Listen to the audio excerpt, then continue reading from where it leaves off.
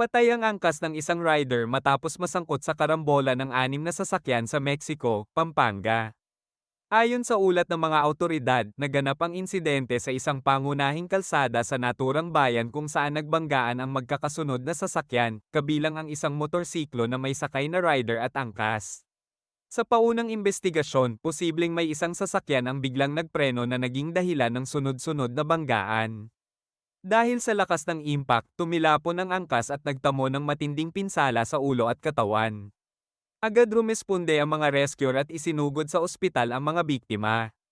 Gayunman, idineklara ng dead on arrival ang angkas ng rider.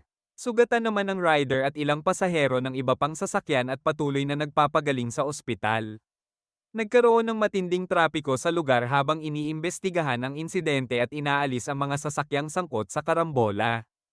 Patuloy ang investigasyon ng pulisya upang matukoy kung sino ang mananagot sa insidente.